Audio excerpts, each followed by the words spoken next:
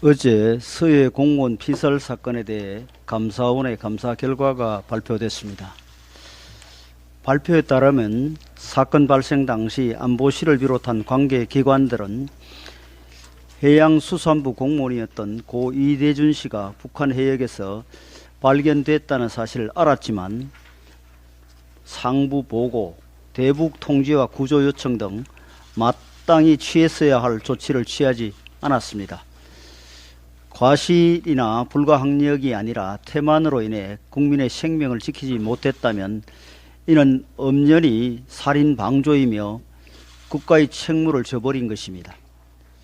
더 큰 문제는 북한에 의해 이대준 씨의 죽음에 대한 관계기관, 다시 하겠습니다. 더 큰 문제는 이대준 씨의 죽음에 대한 관계기관들의 대응입니다. 사건 발생 다음 날인 2020년 9월 23일 새벽 1시 청와대에서 열린 관계장관 회의에서 안보실은 서해 공무원 피살 시신 소각 사실에 대한 보안 유지 지침을 하달했다고 합니다.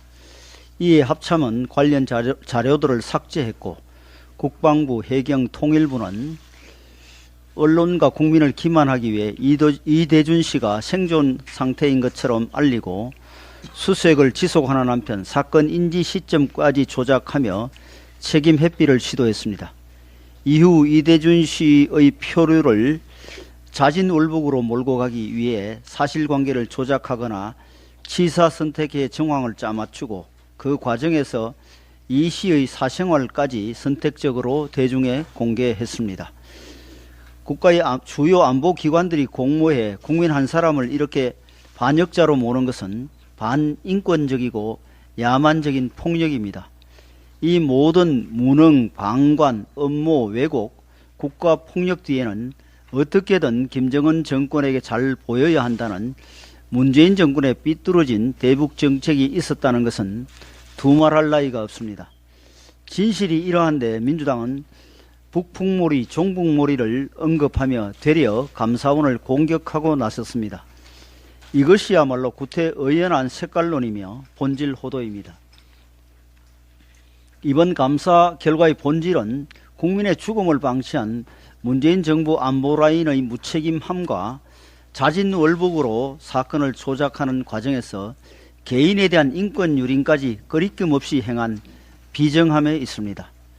정부가 정치적인 이유로 한 국민의 죽음을 왜곡했던 사건의 진실을 밝혀 유가족의 억울함을 풀고 다시는 유사한 일이 발생하지 않게끔 시스템을 점검하는 감사원의 당연한 업무 수행을 매도하는 것을 국민들께서 결코 용납하지 않으실 것입니다.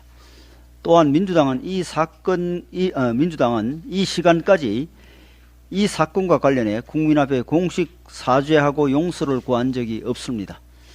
민주당은 책임을 인정하고 반성하는 자세를 보여주기 바라며 진영 논리와 정치적 이익에 매몰되어 감사 결과를 부인하는 것은 유가족에 대한 2차 가해에 해당한다는 점을 깨닫기 바랍니다.